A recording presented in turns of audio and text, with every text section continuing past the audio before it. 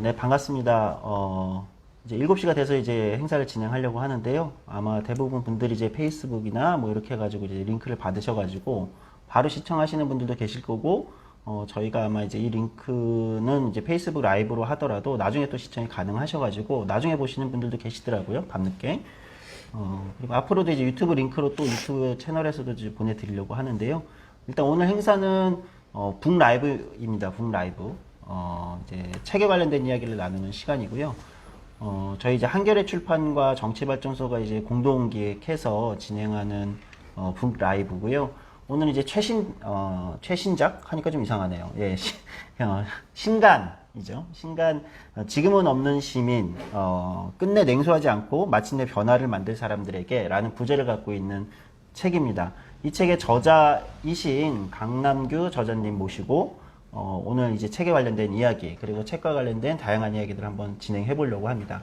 뭐 종종 보시는 분들은 아시겠지만 정치발전소가 이제 매달 한 번 정도는 책과 관련된 신간을 중심으로 해서 책과 관련된 이제 라이브 방송을 좀 하려고 노력 중에 있습니다. 저희가 진행하는 다른 기획 특강 말고도 이런 걸 진행하려고 하고, 요즘에 이제 코로나19 때문에 주로 이제 온라인으로 대부분 많이 듣고 계셔서 온라인으로도 이제 이렇게 진행을 하고 있습니다.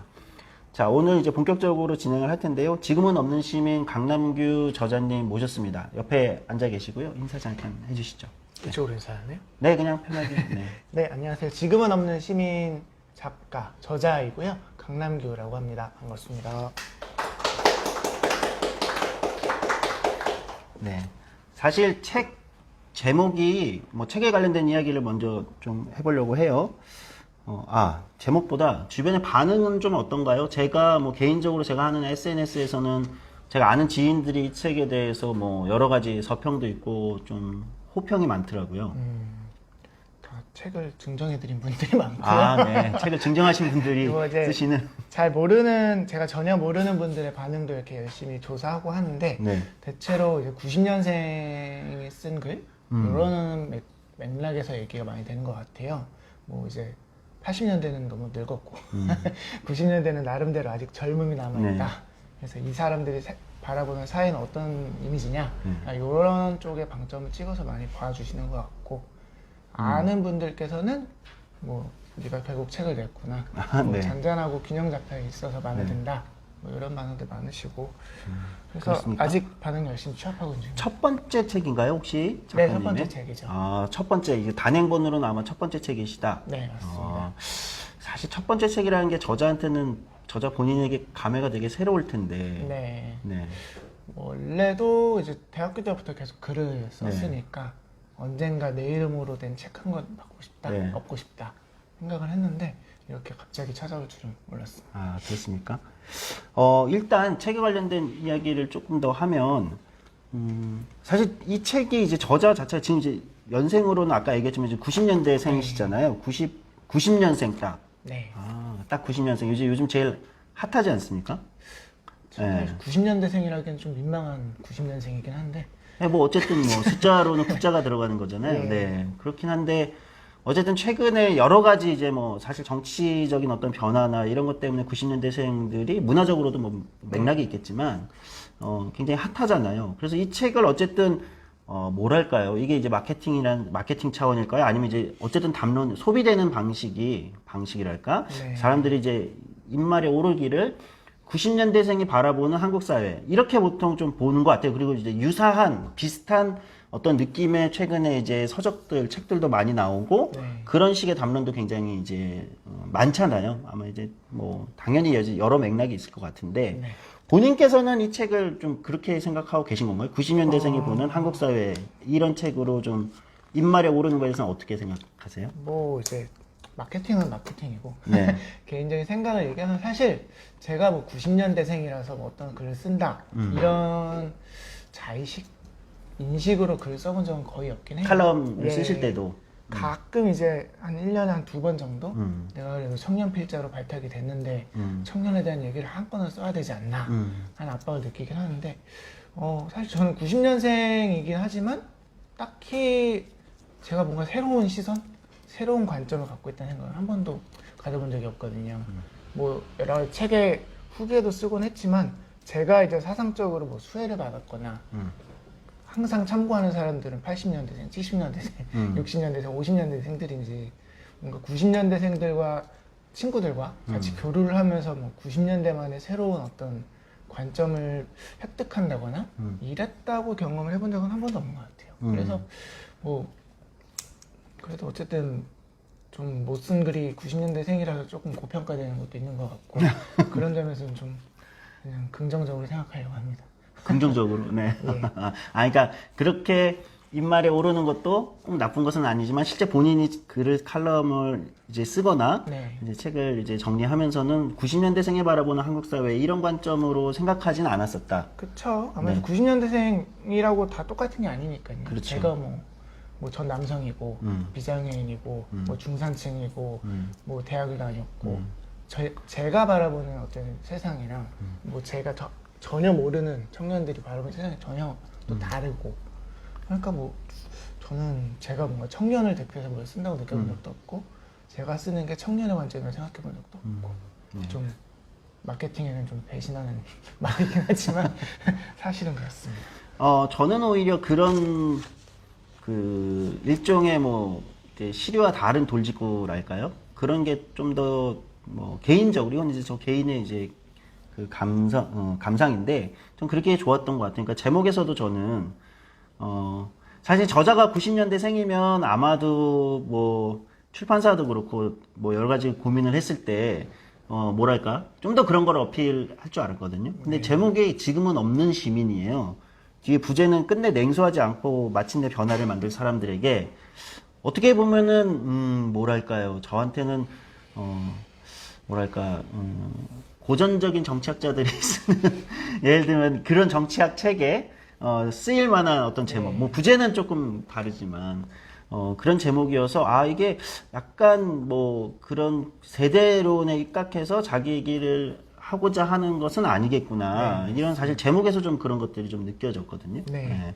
그리고 시민이라는 단어를 사실 잘 안 쓰잖아요.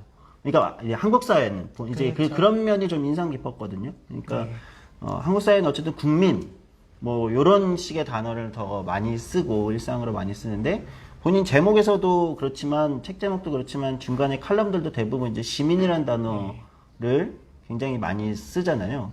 그건 특별한 이유가 있을까요?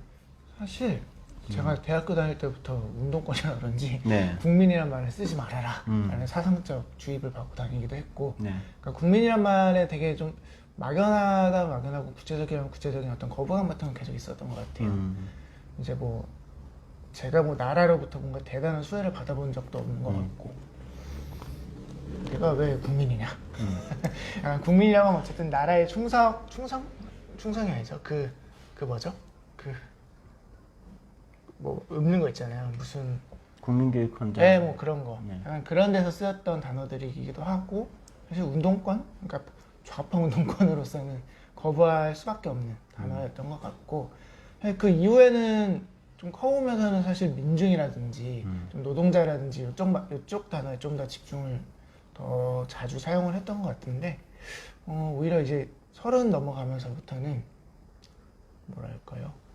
그냥 내가 중산층이지 라는 자각이 좀 생기기도 했고 내 글은 뭐 많은 독자 대상을 갖고 있기도 하지만 어쨌든 중산층을 대상으로 쓰는 경우들이 가장 많기도 하거든요.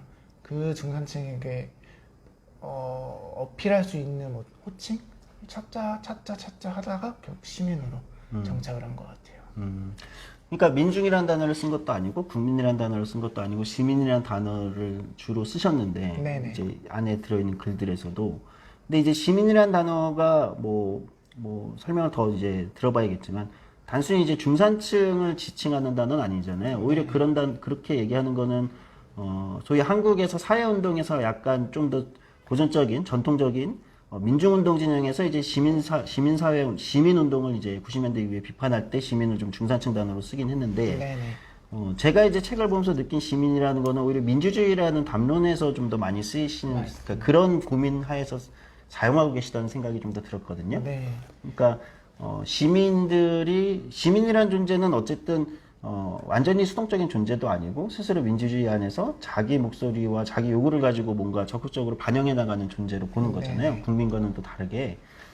아무래도 책에 전체적으로 구조가 아니라 뭐 너무 결론은 제가 빨리 얘기하는 걸 수 있지만 구조가 아니라 구조만이 아니라 어쨌든 네. 시민들의 이제 적극적인 어떤 실천과 노력도 중요하다라고 얘기하시는 것들은 그런 맥락으로 볼 수 있을까요? 사실 제일 쓰고 싶었던 단어는 인민이었던 것 같아요. 아, 인민이요. 네. 근데 아무래도 한국 사회의 뭔가 정치적 현실에서 타협할 수밖에 없는 표현이었던 것 같고, 뭐 말씀하신 것처럼 민주주의 담론에서 대응하는 말이 곧 네. 시민이기 때문에 저는 민주주의에 대한 글을 쓰자라는 의식으로 좀 글을 써왔고, 그런 관점에서 시민이라는 말을 좀 많이 썼던 것 같고요. 조금 전에 하셨던 질문이 뭐였죠? 질문이 아니라 이제 그냥 그런 그런 건가요? 감사- 네, 그런 맥락을 이제 여쭤보고 싶었습니다. 예, 그런 겁니다. 개인적으로는 글이 되게 정갈하다. 그리고 특히 이제 뭐랄까요? 윽박지르지 않는다. 예, 그러니까 이게 이제 저의 편견일 수도 있는데 어쨌든 약간 본인도 이제 여기 안에서는 전체적으로 이제 자기의 어떤 이념적 지향성을 이제 진보적이라고 이제 포지셔닝을 하고 계신 것 같은데 네, 진보적인 어떤 이념 성향에 계신 분들일수록 글이 이제 윽박지르는 글들이 좀 더 많다는 생각이 저는 개인적으로 들어요. 그러니까 세상이 이렇게 엉망인데 너희들은 뭐 하고 있냐 같은 느낌. 근데 그런 느낌이 아니어서 좀 더 차분하게 우리가 이런 것도 생각해봐야 볼 필요가 있지 않나 이렇게 좀 약간 우회적이랄까요? 네. 그렇게 하는 글이어서 저는 개인적으로 좀 좋았거든요. 물론 어떤 분들한테는 좀 그게 이제 시원하지 않게 느껴질지도 모르겠지만 저는 좀 그런 글쓰기가 좋았는데 그것도 이제 어떤 그 본인의 고민 같은 게 좀 있으셨던 건가요? 글쓰기의 예. 전략이랄까? 그렇죠. 제가 20대 대학교에서 운동을 할 때는 그런 윽박지르는 글을 굉장히 많이 썼던 것 같아요. 네. 최근에 제 책 받으시고 이제 후기 남기신 분들 중에 몇 분들이 항상 쓰시는 말이 얘랑 5년 전에는 좀 싸워서 투닥투닥 거렸던 것 같은데 아. 지금은 사이좋게 지내고 있다. 네. 이런 말들을 하시면서 뭐 그랬던 시절이 있었구나 하고 있는 건데, 근데 그때 이제 윽박지르는 글을 좀 많이 썼던 것 같기도 하고 좀 거친 글들 많이 썼었는데 사실 그거를 이제 와서 돌아보니까 되게 좀 얘가 누굴 향해 글을 쓰고 있는 건가 하는 좀 고민이 많이 들더라고요. 결국 제 뭐 글 전체나 서문이나 후기에서 계속해서 반복된 얘기긴 하지만 어쨌든 제 지향, 제 목표는 사람 한 명을 변화시키는 글을 쓰는 거고, 그러니까 변화시키려면 결국 좀뭐 친절이라는 표현은 모르겠지만 어쨌든 뭐 윽박지르지 않은 차분한 그런 말로 다가갈 수밖에 없었겠다 싶어서 이렇게 쓰게 된 것 같아요. 사람 한 명을 변화시키는 글을 쓰고 싶었다. 네. 조금 더 자세히 얘기해 주실 수 있을까요? 그럼 뭐 본인의 생각의 변화, 뭐 나이가 들어감에 따라서 경험을 해감에 따라서 이런 것과도 연관이 있을 것 같은데요.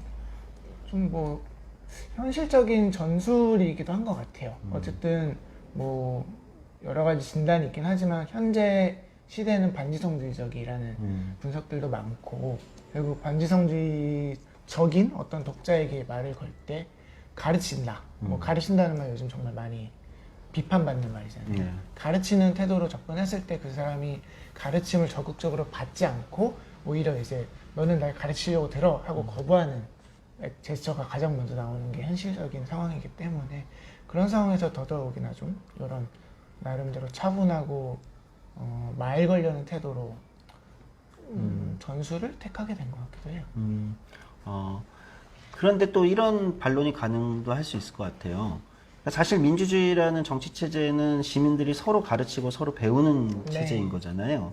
그러니까 이제 지금 반지성주의 뭐 최근에 아마 뭐 한국만이 아니라 이제 사실 전 세계적인 어떤 고민일 텐데 반지성주의적 어떤 현상 이런 것들은 가르치지 마라, 나에게 가르치려 들지 마라. 이것은 또 어떤 면에서는 민주주의가 내재하고 있는 시민성이랄까 서로 가르치고 배우면서 네. 성장해 나가는 민주주의 최대의 장점이라고 저는 개인적으로 생각하는데 그것에 대한 또 그것을 포기하는 것은 그것을 이제 우리가 회피하는 것은 아닐까라는 반론도 가능하지 않을까요? 사실 포기한 적은 없고요. 네. 저의 글은 어쨌든 뭔가를 가르친다, 질문을 던지려고 말을 건다 하는 글이기 때문에 질문을 던진다는 표현 네. 좋네요. 네. 가르친다와 그러니까 이제 비판적으로 쓰이는 말에 가르친다와 제가 생각하는 저희 이제 대표님 말씀하신 가르친다의 의미가 말은 같지만 어쨌든 의미는 좀 다른 것 같아요. 전혀 다른 태도로서. 그렇죠. 예.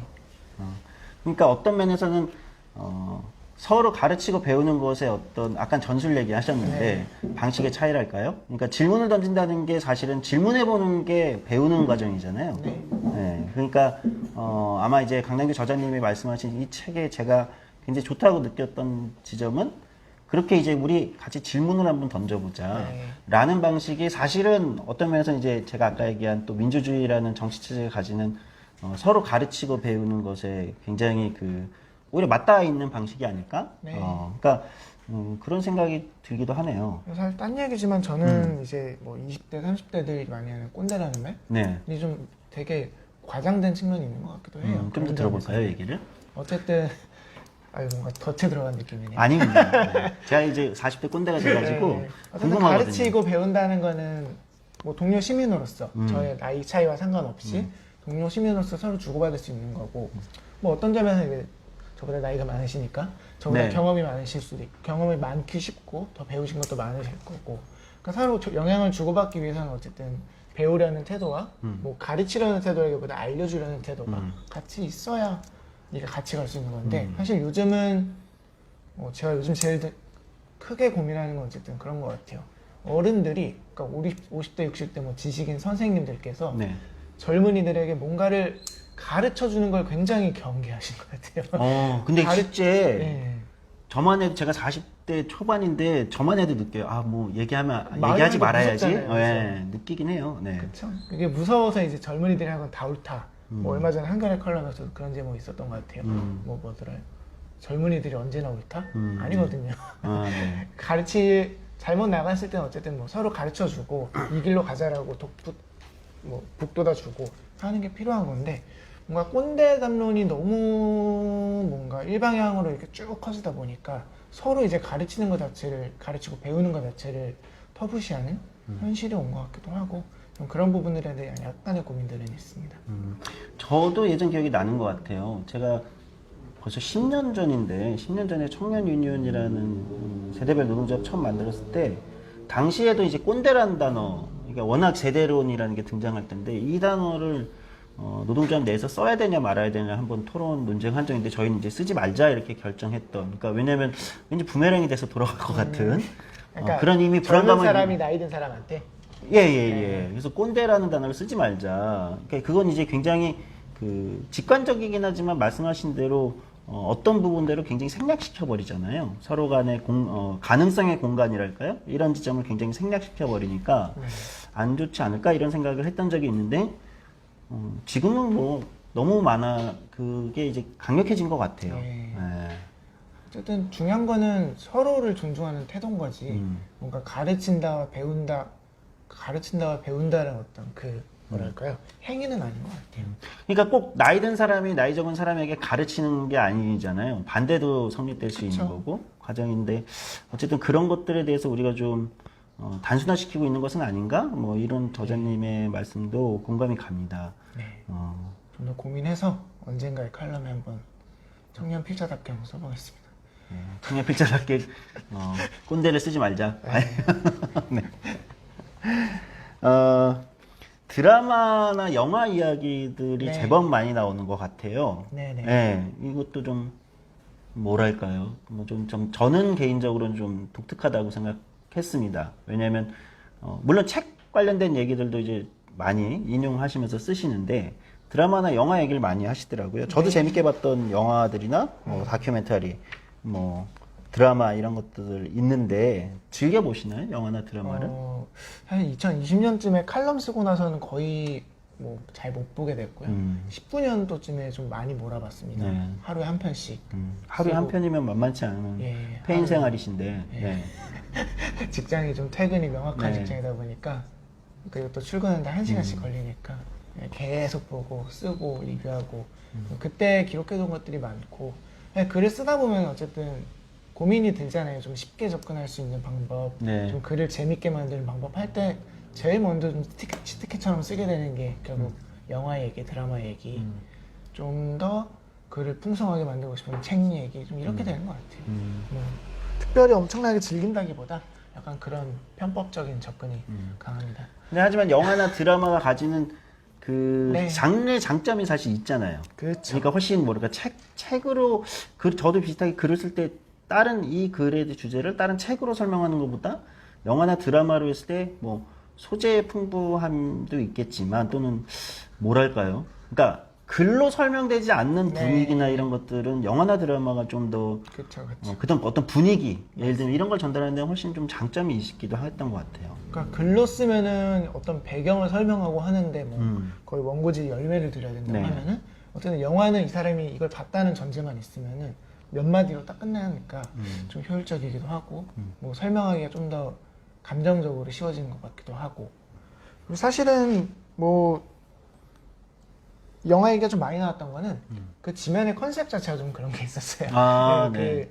한국노동안전보건연구소에서는 네. 일터에서 문화로 있는 노동이라고 음. 해가지고 뭐 영화라든지 다큐멘터리라든지 책이라든지 노동을 다룬 걸 소재로 글을 쓰는 일종의 서평? 리뷰? 그런 네. 코너라 가지고 그런 측면에서 좀 드라마가 많이 동원돼 있긴 한 것 같습니다. 한 부분 얘기하자면은 미안해요 리키 네. 영화 사실은 이 책을 아마 사시거나 관심 있는 분들도 많이 보셨을 만한 영화인데 네, 뭐 맞습니다. 케누치의 영화기도 하고 그런데 그 영화에서 영국 노동계급의 어떤 자부심이랄까요? 자부심 비슷한 어떤 그래도 영국 노동계급이 만들어 놓은 자존심과 만들어 놓은 어떤 문화 영국의 뭐 이런 것들을 또 끄집어내시더라고요. 아마 네. 대부분은 그 영화에서 플랫폼 노동과 뭐 자본의 어떤 악랄함, 예를 들면 구조의 변화 이런 것들을 볼 텐데 조금 다른 지점을 보시는 네. 게 저는 좀 인상적이었어요. 사실 평소 관심사 중에 하나이기도 해요. 좀 여러 가지로 뭐 이제 좀 학술적으로 뭐 부르디에라든지 네. 그런 식으로 계급적 정체성. 최근에 이제 페이스북에서 본 글 중에서도 그런 그 선생님 성함이 기억 안 나네. 어떤 계급적 정체성에 대한 얘기들을 해주시는 분들이 있었는데 좀 그런 주제, 계급이 어떻게 이제 단순히 피해자나 희생자로 호명되지 않고 실제로 현실에서 뭔가 계급을 터득하고 그걸 또 뭐 자식 세대에게 물려주고 어떻게 커뮤니티 안에서 그 계급적 정체성을 서로 키워가는지 좀 이런 것들에 대한 관심이 꽤 많은 편이라서 좀 미안해요 리키를 보면 딱 그게 보이더라고요.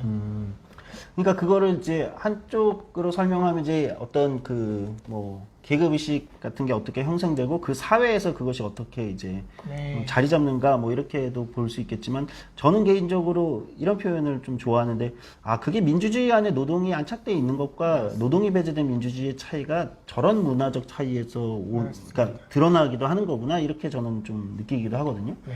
그러니까 뭐 제가 이제 아는 지인 스웨덴 북유럽 관련된 이제 좀 여러 가지 연구나 활동을 많이 하시는 분이 뭐 저희 이제 정치발전소 화장실에 붙어 있는 이제 올로프 팔메가 당신이 누구십니까 하면은 나는 어떤 일을 하는 사람이다라고 이제 대답을 한다는 거예요. 북유럽의 복지국가들에서. 그러니까 사실 그게 좀 한국에서 설명하는 것과 굉장히 다른 방식이구나. 그들한테 일과 노동이라는 게 네.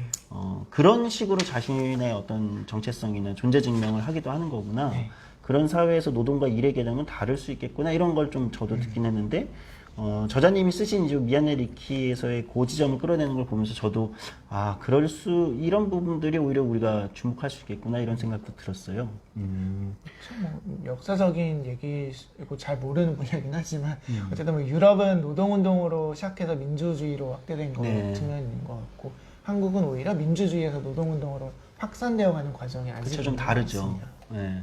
그게 가져오는 서로 간의 이런 게 다른 것 같아요. 네. 그러니까 여전히 한국에서 노동에 대해서 다룰 때도, 뭐 저 역시 이제 늘 그런 게 고민이긴 한데, 어떤 사회적으로 그 노동 이슈를 많은 사람들에게 공감을 얻어내기 위해서는 최대한, 뭐랄까요. 약간은 이제 불쌍함을 표현할 수밖에 없고, 이렇게 되지만, 계속 그렇게 갈 때 그것이 굉장히 시혜적 관계로, 그러니까 불쌍해야만 그들의 권리가 보장되는 굉장히 이상하게 흘러가기도 하더라고요. 이게 아마 지금 저자님이 얘기하신 그 방식이 달라짐에서 오는, 그러니까 미안해 리키에서 저자님이 포착하신 부분이 왜 한국에서 안 될까라 연결되지 않을까 이런 생각이 들거든요. 비슷한 생각입니다. 예. 그러니까 왜 한국에서는 노동자들이 늘 피해자로만 몰사가 돼야 될까? 물론 이렇게 되면 이제 누가 어떤 분이 댓글에서 실제 피해자니까 그래라고 얘기하실 수 있겠지만 그 전략이 계속 유효할까? 계속 중장기적으로 우리한테 유효할까? 이건 또 생각해 볼 만한 지점인 것 같습니다. 네. 아메리칸 팩토리 관련돼서도 좀 얘기하시더라고요. 예. 네. 그 부분 어떤 문제의식이었는지 좀 들어볼 수 있을까요? 그 글이 아마도 이제 아메리칸 팩토리가 뭐 모르시는 분들 설명드리면 중국 자본이 뭐 이제 GM이 떠난 공장을 인수를 해서 그 이렇게 중국계 유리 만드는 무슨 기업인데 네. 이제 중국 자본가가 들어와서 미국인 노동자들에게 중국의 어떤 노동 질서를 이제 뭐라 하죠? 이식시키는 네. 그 과정을 보여주는 거잖아요. 근데 이제 미국이 뭐 여러 가지 노동적으로 문제가 있다고 얘기들 하지만 사실 한국에 비하면 훨씬 더 노동적으로 네. 노동조합이 센 나라고 노동에 대한 어떤 법적 질서 같은 게 강하게 깊게 박힌 나라인데도 불구하고 중국인 자본이 들어오자마자 그게 되게 빠르게 해체되어가는 과정을 아메리칸 팩토리가 보여주잖아요. 그런 걸 보면서 결국 어떤 한 사회의 제도라든지 시스템 같은 게 얼마나 취약하고 결국 그 시스템을 뭔가 유지할 수 있는 거기서는 이제 아메리칸 팩토리를 기준으로 하면 노동자들의 힘, 노동자들의 권력, 노동자들의 뭔가 인식, 뿌리 깊은 인식 그런 것들이 좀 더 제도나 시스템을 굴리는 데 있어서 필요한 어떤 요인이지 않은가 약간 그런 생각들을 글로 썼던 게 있었던 것 같습니다. 네. 또 드라마로 이어즈 앤 이어즈 같은 것도 다루시고, 네. 예, 다양한 소재들도 다루셨던 것 같아요. 좀 주제를 딴 데로 넘어가 볼까요?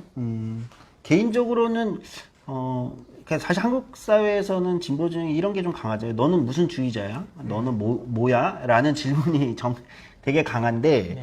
사실 뭐 저는 이제 그런 질문이 개인적으로는 좀 불필요하다고 생각하는 사람이긴 하지만, 저는 약간 저자님 책 보면서 약간 민주주의자로서 바라보는 시선들, 약간 이런 게 계속 그 포지셔닝이 좀 계신 것 같다 이런 생각이 들었습니다. 네, 실제로 그런가요? 제가 좀 오해한 건가요? 아니면? 정확히 보셨고요. 예. 약간 생존 전략이기도 합니다. 아, 생존 전략. 아무래도 이제 좋은 필자들이 너무 많고 네. 그 와중에 이제 제가 뭔가 딱 어떤 현장을 갖고 있다거나 뭔가 정체성적으로 뭔가 할 수 있는 얘기를 가진 정체성이라거나 사실 되게 한국 사회에서 이른바 이제 보편자 뭐 이제 비장애인 남성 아까 말씀드린 그런 정체성을 잘 갖고 있는 거고 그 와중에 청년이라는 나름대로의 소수적 약자적 정체성을 갖고 있지만 그거에 대한 의식은 거의 없는 네. 그런 묘한 위치에 있다 보니까 그럼 내가 대체 어느 포지션에서 글을 써야 지속 가능한 글쓰기를 할 수 있겠느냐 하다가 이제 찾은 게 그래도 좀 민주주의나 어떤 제가 대학에서 정치학을 공부를 했으니까 좀 민주주의와 정치학의 관점에서 제도 정치학의 관점에서 글을 쓸 수 있지 않을까 약간 그런 나름의 생존 전략으로 나온 포지션이기도 합니다. 그래서 아마 이 책을 읽어보신 분들이 저의 섣부른 예상을 하자면 이 책이 이제 어쨌든 전체적으로 칼럼의 모음집인데 그렇게 본다면은 이 책의 전체 실려 있는 칼럼 중에 아마 베스트 3로 대부분 3 안으로 또는 5손가락 안으로 꼽을 칼럼 중 하나가 아마 첫 번째 칼럼에 나오는 것 같아요. 그러니까 허경영과 국가혁명 배당금당. 네네네. 이게 첫 번째 칼럼 맞죠, 책에? 맞습니다. 예. 관련된 허경영과 1000명의 출마자가 던지는 질문 책에 이렇게 돼 있는데요. 네네. 사실 제일 처음 나오는 칼럼이지만 아마 가장 인상적인 칼럼 중 한 편이 아닐까 이렇게 생각되는데 사실 정당의 존재 의미에 대해서 묻는 거잖아요. 이 칼럼이. 그러니까 이 글이 결국은 허경영이라는 존재를 묻는 게 아니고 정당은 어디에 있는가 이런 질문을 좀 던지는 것 같더라고요. 맞습니다. 조금 더 얘기를 좀 해주시면 어떨까요? 그 글이 이제 허경영 국가혁명 배당금당의 예비 후보들에 대한 기사들이 많이 나왔었잖아요. 지난 총선 때 뭐 예비 후보가 거의 1000명에 육박한다. 네. 그런 기사들이 나오고 이제 뭐 그 중에 범죄자도 있고 심지어 살인을 저지른 사람도 있다. 성범죄자들도 즐비하다. 또 이런 기사들로 많이 이슈가 돼서 흥미롭다 하고 이제 검색을 해봤는데 이제 그분들의 뭔가 일종의 정체성, 네. 뭐 계급 이런 것들이 좀 보였던 거예요. 다들 이제 60대, 70대 그렇지만 뭐 기존 정당에서 나오는 60대, 70대들처럼 뭔가 교수, 뭐 직업 정치인, 뭐 엄청난 성공한 기업가 이런 사람들이 아니라 뭐 주부, 용달 화물차 기사 이런 식으로 되게 일상에서 마주할 수 있는 노동자 계급들이 거기 이제 예비 후보자들로 나오신 거죠. 뭐 그런 거에서 굉장히 큰 뭔가 놀라움을 얻으면서 이제 하나둘씩 자료를 모으다 보니까 또 재밌는 것들이 많이 보여서 그러다가 이제 이런 사람들이 이 당에서 나올 수 있었는데 왜 우리의 진보정당이라고 하는 정당에서는 그런 사람들이 후보로 출마하지 않았는가, 못했는가 그런 고민들이 들어서 썼던 글인 것 같습니다. 근데 이런 질문도 가능하지 않습니까? 그러니까 어떻게 보면은 이게 이제 대표한다는 게 어떤 의미인 거냐. 그러니까 당사자, 그 노동을 하는 당사자, 예를 들면 뭐 배달 기사다, 택배 노동자다. 그럼 택배 노동의 문제 또는 플랫폼 노동의 문제를 택배 노동자가 직접 출마하는 게 가장 적합하게 대표하는 방식인가라는 질문도 있잖아요. 사실 그간에 한동안은 진보정당도 제 기억으로는 2000년대 초반부터는 그런 전략을 많이 해왔던 건데 맞습니다. 그게 유효한가라는 평가도 있을 수 있고 네. 그리고 유효성을 떠나서 그게 정말로 제대로 그러니까 적합하게 대표하는 것일까 민주주의라는 의미에서 이런 질문도 가능하지 않을까요? 네, 저는 일단 그런 입장에 전혀 동의가 되지 않기도 하고 청년 문제를 꼭 청년이 다뤄야 된다라는 관점에서 굉장히 비판적으로 청년 필장 듣고 이런 것까지 괜찮습니다. 네, 곧 비판적으로- 잘리시겠죠 칼럼에서. 그러게요. 어떡하지? 책 냈으니까 상관없어요. 네. 근데 뭐 좀 비판적으로 바라봤던 것들이 있었고 그래서 말씀하신 거에도 동의가 되는데 그럼에도 불구하고 어쨌든 한 정당에서 출마한다는 거는 뭔가 최고 수준의 대표성인 거잖아요. 그쵸. 사실은 그 정도까지는 아니더라도 뭔가 정말로 제대로 이 사람들이 대변되고 있다면은 이 사람들이 굳이 여기서 출마를 하기보다 그 자기들을 대변해주는 정당을 지지하러 가지 않았겠는가. 네. 약간 이런 거에 대한 고민이었던 것 같아요. 그러니까 사실 결국은 정당의 사회적 기반에 대한 질문을 던지셨던 것 같아요. 그러니까 어쨌든 그것이 진실은 아닐지라도 허경영 당대표인가요? 하여튼 허경영 씨의 국가혁명 배당금당은 적어도 겉으로만이라도 형식적으로라도 자신의 사회적 기반을 거기에 두고 있다라는 어떤 이제 신용을 하는데 저자님의 이제 글을 보면 다른 정당들은 그런 신용조차 잘 하지 않는 것 같다라는 그런 느낌에 대한 비판이었기도 한 것 같아요. 뭐 사실 뭐 이런 말씀 드리긴 좀 그렇지만 어쨌든 기존의 양당 정당은 제 관심사는 별로 아니고 어쨌든 그 정당에 대한 비판적인 얘기를 할 때 제 관심사는 언제나 진보 정당. 그건 왜 그렇죠? 뭐 저는 진보 진영에 속하는 사람이기 때문에 사실 보수 정당 양당하게 잘하라고 채찍질하는 거는 제 관심사가 전혀 아닌 거고 중요한 건 어쨌든 진보 정당이 잘해서 그 양당의 자리를 차지하는 게 제가 진보 진영에 속한 사람으로서 어떤 최종적인 정치적 목표이기 때문에 뭐 그런 부분들이 있습니다. 근데 그렇게 했을 때 당시 이제 총선 때 제가 지지했던 정당은 정의당이었고 네. 이 정의당이 실제로 어디서 어떤 말들을 듣고 있는가 좀 이런 것들에 대한 비판적인 질문을 던지려고 그런 글을 쓰게 됐던 것 같아요. 근데 그렇다면 뭐 이제 두 갈래로 나눠볼 수 있을 것 같은데 이제 기존의 양당에 대한 이야기는 뭐 요 다음에 한번 해보고 두 번째는 이제 진보 정당들에 대해서 어쨌든 핵심적으로 문제 의식을 던지신다는 말씀을 주신 건데 네. 그런 맥락에서 보면은 오히려 최근에 진보 정당들이 너무 정체성 정치에 함몰되고 있는 거 아니냐라는 일각의 비판도 있잖아요. 네. 그거 이제 동의하고 아닌 걸 떠나서 이제 그런 목소리들이 있는데 그거하고 비슷한 얘기인 건가요? 아니면 뭐 어느 정도는 맞닿아 있는 얘기일 수도 있긴 하겠지만 그렇죠. 맞닿아 있는 얘기가 맞는 것 같습니다. 그렇지만 어쨌든 정체성 정치냐 계급 정치냐 이 이분법은 너무 사실은 많은 오해를 불러일으키고 지금도 제가 이 말을 이렇게 뺑뺑 돌려 조심스럽게 말할 수밖에 없는 저도 조심스러워요. 예, 그럼 한번 그렇죠. 얘기를 해보자는 거죠, 뭐. 예. 어쨌든 되게 복잡하게 말할 수밖에 없는 주제라서 지금 뭔가 여기서 정리된 언어를 제가 아직 갖고 있지는 않아서 추후에 정리되면 또 칼럼으로 쓰겠죠. 잘리지 않나요? 그때 가서 쓸 수 있을 것 같고 근데 허경영 그 칼럼에서 쓰고 싶었던 말은 그런 부분이 맞는 것 같아요. 근데 물론 단순히 계급 정치가 아니라 어쨌든 허경영 정당에 있던 그 사람들은 60대, 70대 노년층인 거잖아요. 종로 3가로 모여들어 있었던 어떤 노인들. 그것도 하나의 정체성인 거고 반면에 제가 이제 정체성 정치에 사실은 가장 큰 관심을 갖고 있는 가장 큰 고민을 갖고 있는 거는 정체성 정치로 대변됐을 때 그 대변되는 유일한 정체성 청년 또는 뭐 여성 요즘 같은 이제 노동자 중에서도 뭐 플랫폼 노동자라든지 그런 좀 새로 떠오르는 어떤 사회적 약자층의 노동자 뭐라 해야죠? 집단? 그룹? 성격? 그런 노동자들이 많이 주목을 받는 거지. 그렇지만 그러면 플랫폼 노동자들이 아닌 노동자들도 사실 어쨌든 비슷한 처지에 있는 거고.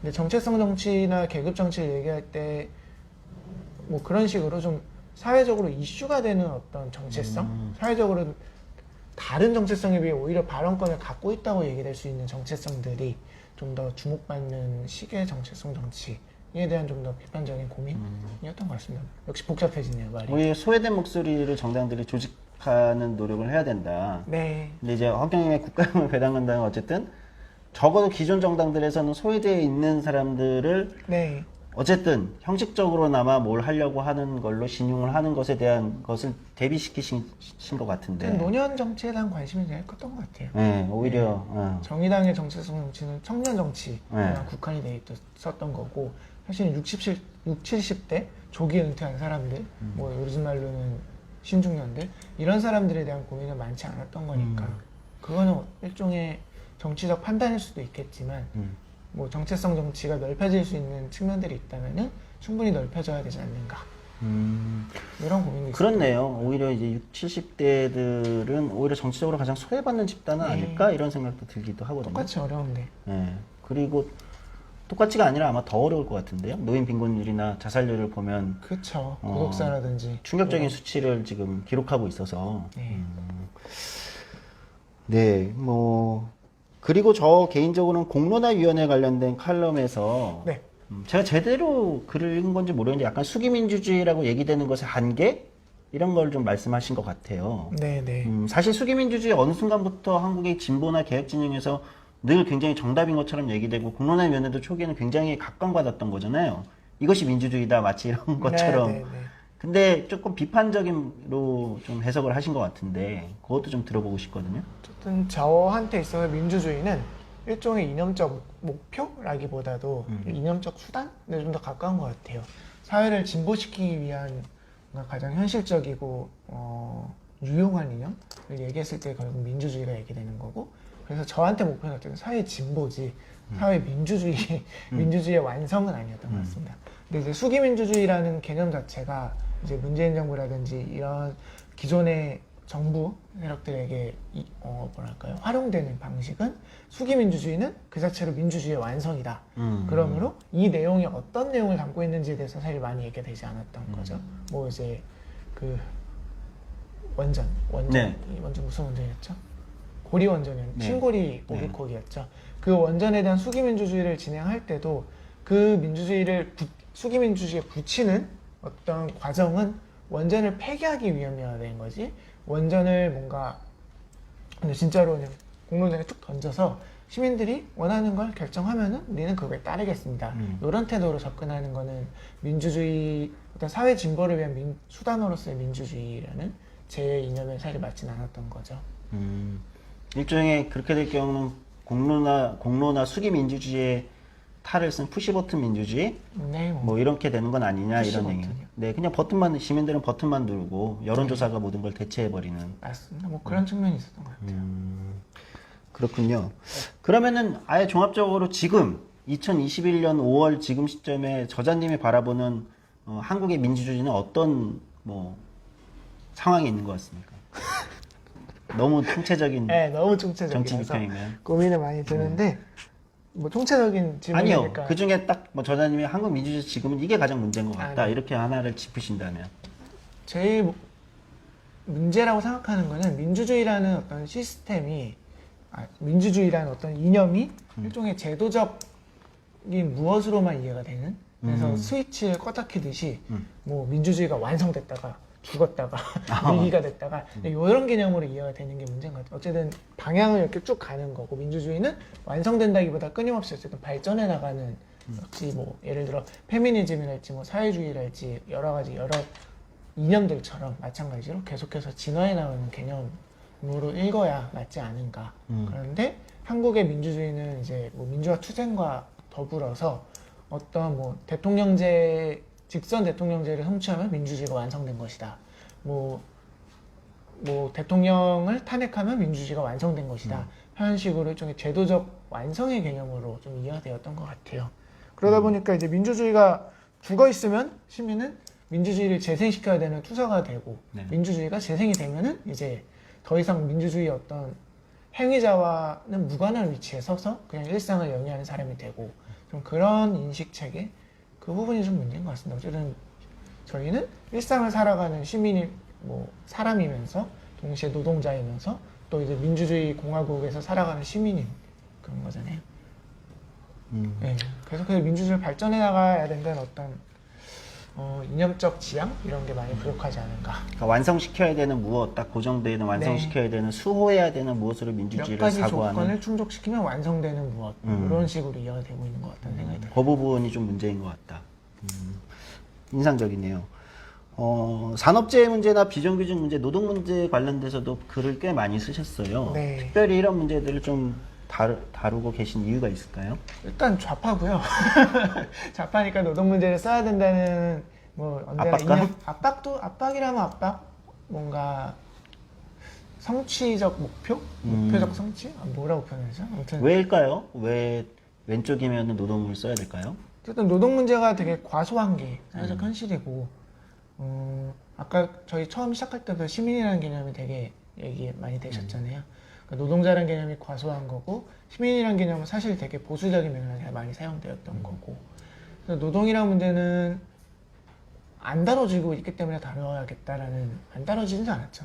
좀 충분히 다뤄지지 않고 있기 때문에 다뤄야겠다는 나름의 강박적인 그런 게 좀 있었던 것 같기도 합니다.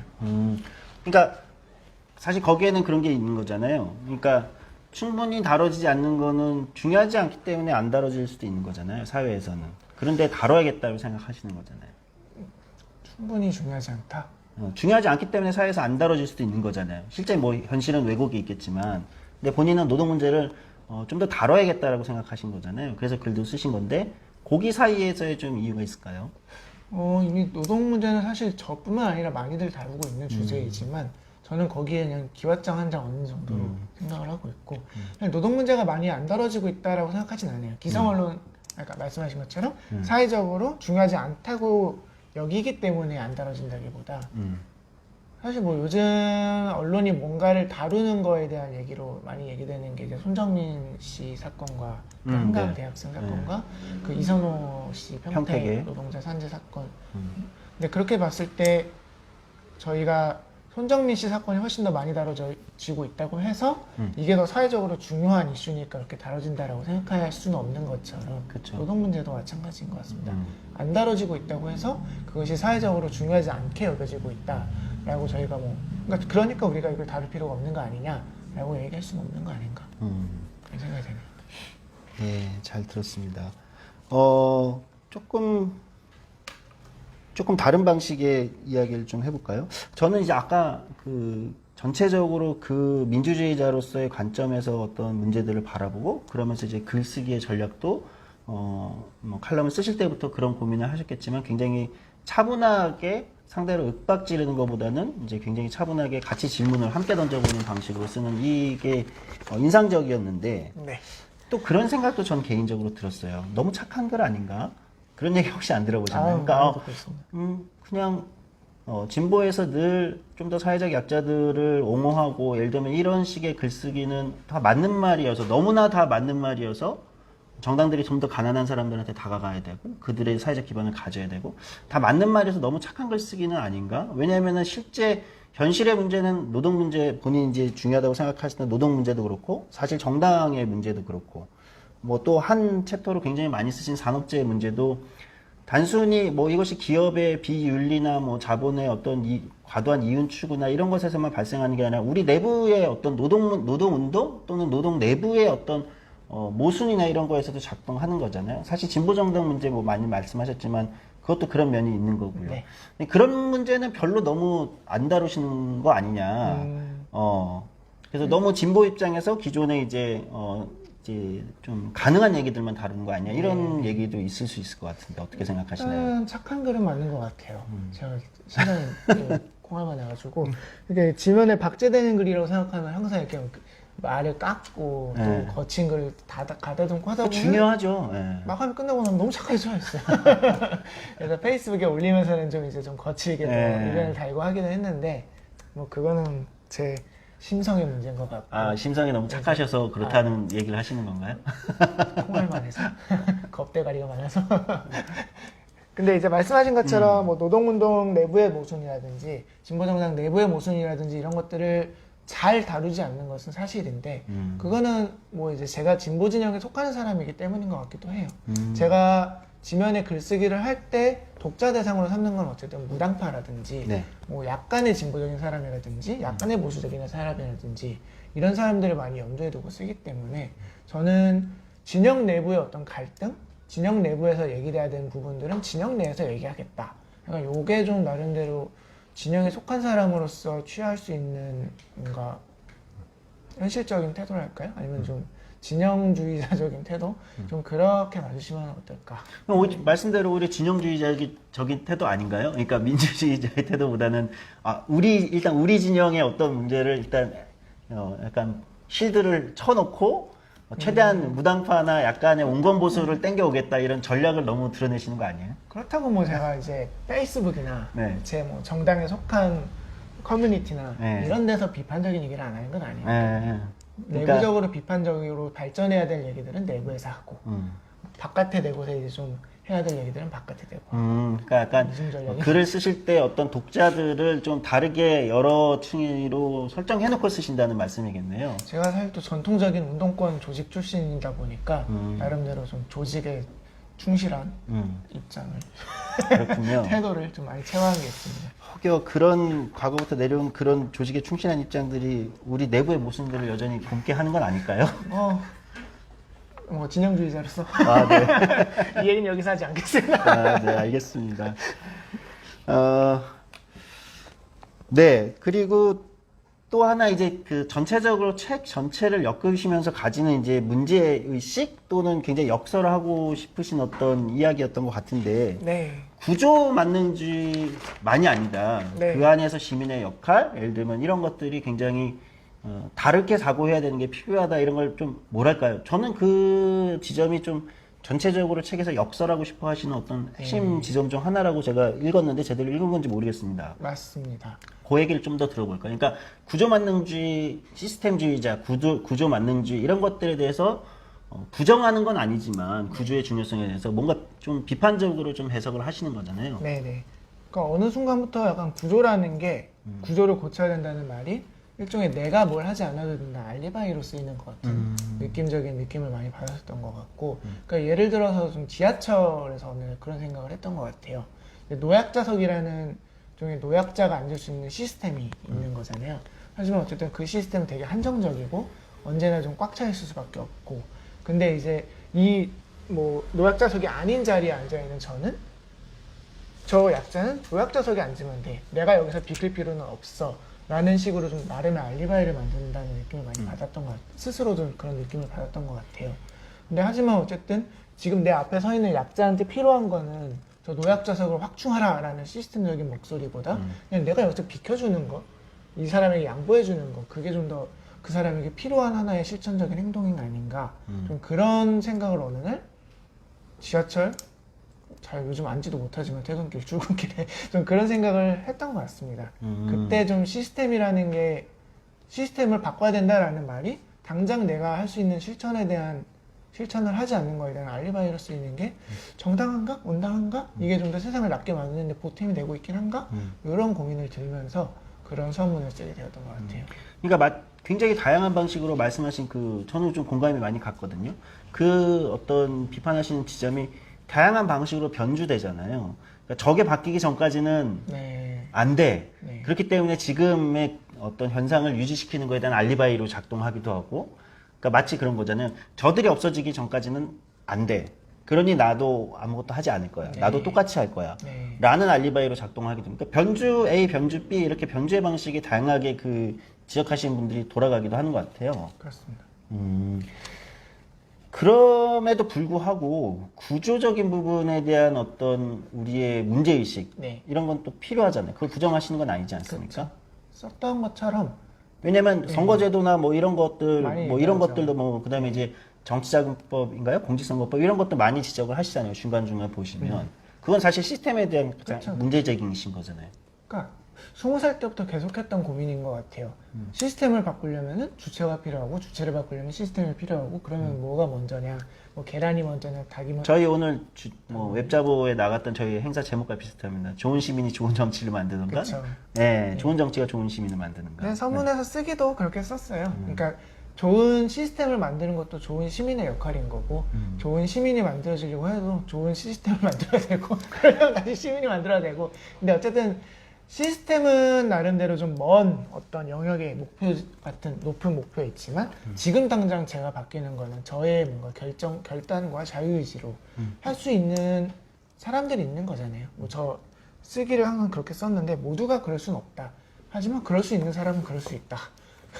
요거에 대한 인식이 있었던 것 같고 뭐 계속 말씀했지만 어쨌든 저는 나름대로 중산층이라고 계속 생각을 하고 중산층인 사람들은 충분히 자기가 있는 자리에서 실천할 수 있는 여유가 있는 사람들인 거고 그런 사람들이 실천을 하지 않고 보류했을 때 유보했을 때 그거는 뭔가 결국 시스템에 모든 걸 맡겨버리겠다는 좀 편의주의적인 태도 아니냐 이런 비판이었던 것 같습니다. 중산층이기 때문에 실천할 수 있는 여유가 있다 이렇게 보시는 건가요? 그쵸? 그러면 중산층이 아닌 중하층 또는 저소득층은 그 사람들도 있죠. 네. 있지만 뭐 이제 뭐라고 표현해야 될까요? 내가 뭔가 실천을 하기 어려운 조건에 있다라고 말할 때 어떤 설득력이랄까요? 그런 것들에 대한 차이가 좀 있는 것 같고 약간 이 말이 좀 아니죠. 그러니까 어렵긴 아니 하긴 저는 한데. 알 것 같은데요. 네. 말씀하시는 맥락이 그러니까 만약에 이제 저자님의 논리대로라면 말씀하신 전반적으로 책에서 말씀하시는 역설하시는 내용대로라면 사실은 그 중하층 저소득층 당장의 생계나 당장의 어떤 현실적 조건 때문에 좋은 마음을 가지고 또는 좋은 어떤 지향을 가지고 있음에도 실천하기 어려운 사람들에게 실천할 수 있는 조건을 만들어주는 것도 정치의 역할이잖아요. 그렇죠. 말씀하신 정치와 어떤 사회운동 이런 것들의 역할이 그런 거기도 한 거니까 그런 측면, 그러니까 구조만 바뀐다고 되는 게 아니라 그 사람들이 실천할 수 있는 어떤 환경을 만드는 것도 네네. 운동이나 정치의 역할이니까 그런 맥락이라면 뭐 저는 뭐 자연스럽게 저자님이 말씀하신 거하고도 연결되지 않을까 이런 생각을 좀 해봅니다. 한 50분 정도가 지났는데요.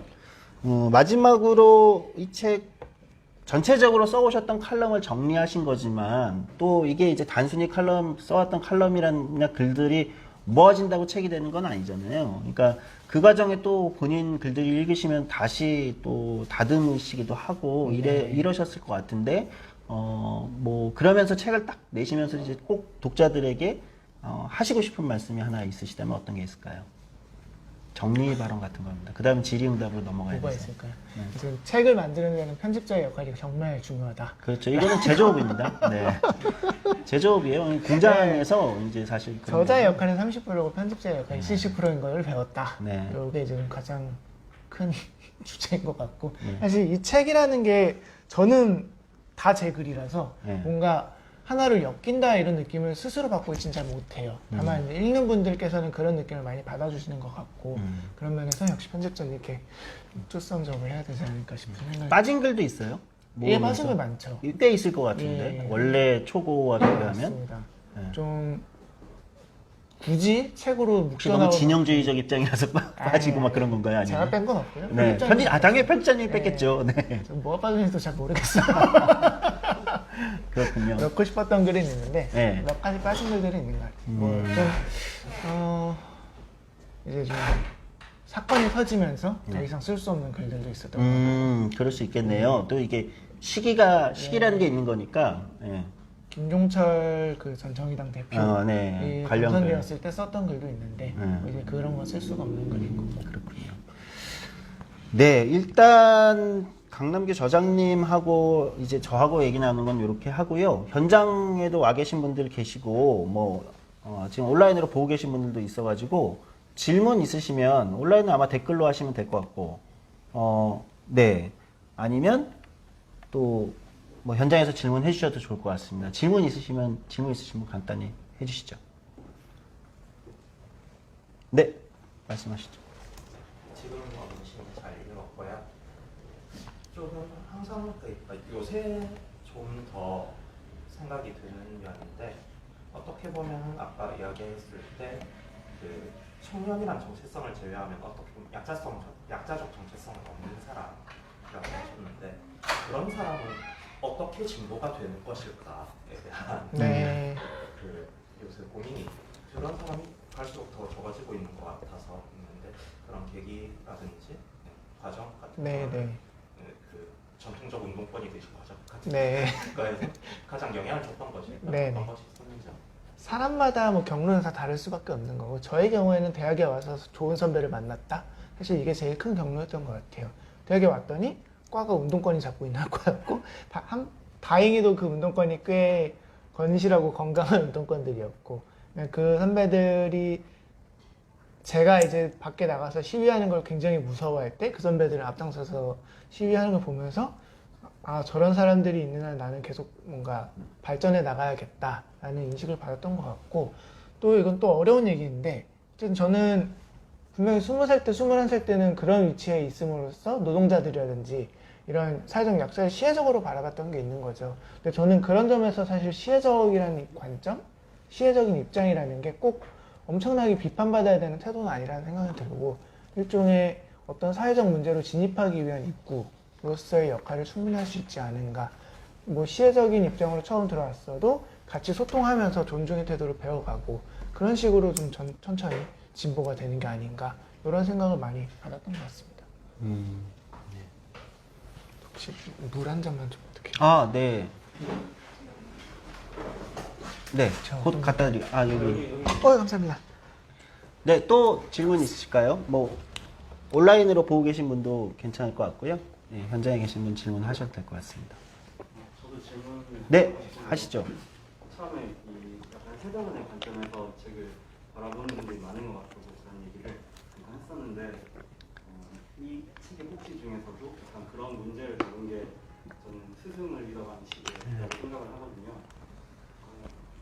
사실은 되게 한국 사회 몇 년 동안 굉장히 큰 이슈 중에 하나가 페미니즘이고 젠더 감수성, 주로 이런 측면에서 그리고 혹은 뭐 젠더 감수성이 아니더라도 약간 자기 세대 특히 뭐 국제에서 이런 약간 86세대가 아니었던 그런 감수성 같은 게 굉장히 젊은 세대들이 봤을 때 안 맞는 부분들이 있고 그냥 약간 좋지 않은 표현일 수 있지만 좀 꼰대처럼 보이기도 하고 어쨌든 뭔가 그런 부분에 대한 문제의식을 갖고 있는 젊은 세대들은 확실히 좀 존재를 하는 것 같아요.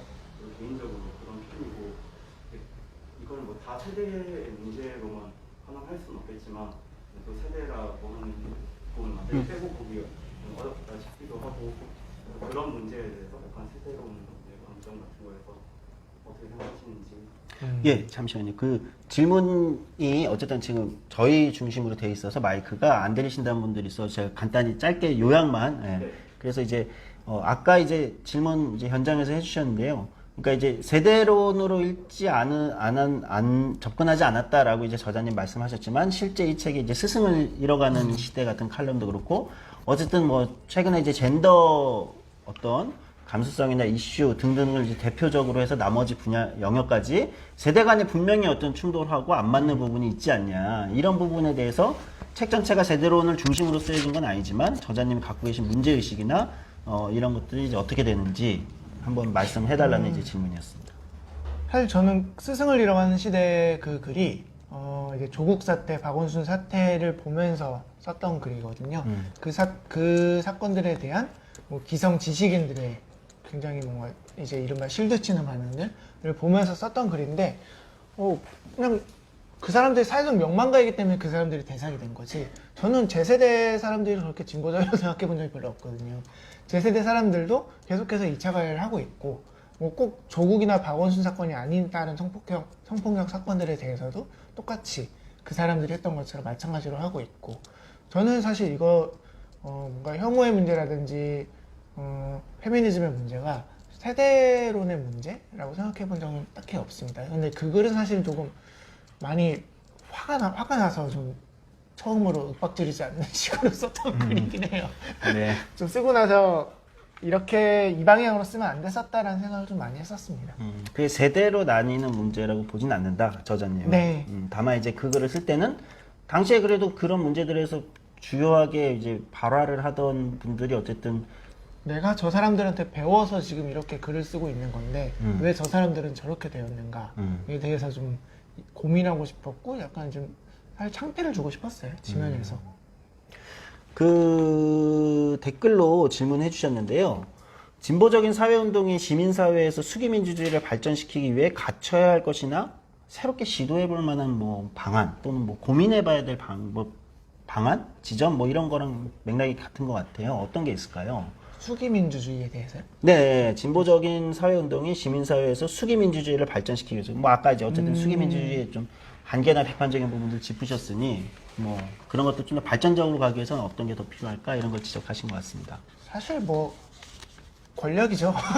수기민주주의라는 게 어떤 공론장을 세팅할 수 있는 그 글의 취지도 그런 거였는데요. 수기민주주의라는 공론장을 의제를 설정할 수 있는 힘을 가진 사람이 어떤 의제를 어떤 방식으로 설정하느냐가 그 수기민주주의 안에서 이뤄지는 논의의 뭐 질을 결정한다. 이런 취지로 썼던 것 같은데 그렇게 보면 결국 그 룰을 세팅할 수 있는 힘을 권력을 갖고 오는 거죠. 어렵죠. 어떡하죠? 너무 어렵네요. 근데 그런 건 있지 않나요? 그러니까 지금 뭐 공론화위원회를 뭐 글에서는 핵심으로 쓰셔가지고 수기민주주의 이렇게 얘기하셨는데 이제 한계나 이런 점 잘 짚으셨는데 어떤 면에서 한국이 시민들 간에 그러니까 말씀하신 여기에서 계속 지적하시는 시민들 간의 어떤 시민 담화랄까요? 시민들 간의 토론 어떤 이슈 이런 게 굉장히 부족한 사회라는 생각은 안 드시나요? 저는 좀 그런 생각이 들거든요. 시민 토론 이런 게 굉장히 부족하다. 그러니까 네. 그거 이퀄 뭐 제가 볼 때 직접 민주주의는 저는 아니라고 생각하는데 그게 정당이란 구조에서 됐던 노동조합이란 구조에서 됐던 직장이 됐던 뭐 지역이 됐던 시민들 간의 토론이나 어떤 이슈에 대한 시민 담화가 굉장히 부족한 사회일 수도 있는 거잖아요. 그게 수기민주주의의 또 핵심적인 네, 맞습니다. 단계 아니 지금 우리가 맞이하고 있는 어떤 문제 아닐까 이런 생각도 드는데. 그래서 지역에서 운동을 하는 사람들 저희 되게 존중을 네. 하고 특히 이런 정치발전소 같은 저희 서울에서 하고 있습니다. 기관들 네. 저는 되게 좋은 기관이다. 꼭 필요한 기관이라고 생각을 했던 거고 말씀하신 거 맞는 것 같아요. 정치적인 의제로 일상에서 만나서 얘기할 수 있는 공간이 많지 않다라는 점 그런 것들을 계속 만들어가고 해야 되는데 사실 좀 딴 얘기지만 어쨌든 박원순 시장 당시에 만들어져 있었던 그런 시스템들이 뭐 오세훈 시장에서 해체하겠다라는 기사를 오늘 본 것 같아가지고 아, 네. 뭐 어떤 식으로 갈지 좀 지켜보게 되네요. 네. 알겠습니다. 거의 마무리를 지어 가야 되는 시간이 된 것 같은데요. 또 혹시 마지막으로 꼭 이 질문을 하고 싶으시다 또는 뭐 의견을 내고 싶으시다 이런 분 있으시면 말씀해 주시면 좋을 것 같아요. 네. 현장과 아직 댓글에는 없고요. 또 책이 나온 지 얼마 안 돼가지고 또 책을 또 많은 분들이 읽어보시고 나면 또 추가적인 반응이 있지 않을까 이렇게 생각합니다. 네, 약 1시간 동안 저희 진행했고요. 오늘 이제 지금은 없는 시민 이 책의 저자이신 강남규 저자님 모시고 저희 정치발전소와 한겨레 출판이 공동으로 기획한 북라이브 진행했습니다. 마지막으로 뭐 시청자군요. 청취자가 아니라. 시청자 또는 현장에 계신 분들께 인사 말씀 하나 드린다면. 네. 아이고, 이게 참 저녁 시간에 이런 거 참여하는 게 쉽지 않은데 정말 참여해 주셔서 감사드리고요. 첫 번째, 제가 원래는 그냥 해왔던 활동의 이력이 예를 들어 조성주 선생님을 섭외해서 질문하는 입장이었지 제가 질문받는 입장은 거의 서본 적이 없는데 되게 흥미롭고 유익한 경험이었던 것 같습니다. 감사합니다. 네, 저희 이제 5월달 정치발전소 북라이브는 오늘 이렇게 마무리하도록 하고요. 뭐 저희가 이제 뭐 아시겠지만 이제 다양한 기획 특강이나 또는 또 새로운 책으로 다양하게 또 독자분들 또는 저희 회원분들이나 시민분들 만나고 있으니까요. 다음 행사도 좀 관심 가져주시길 바랍니다. 네, 오늘 여기서 마치도록 하겠습니다. 감사합니다.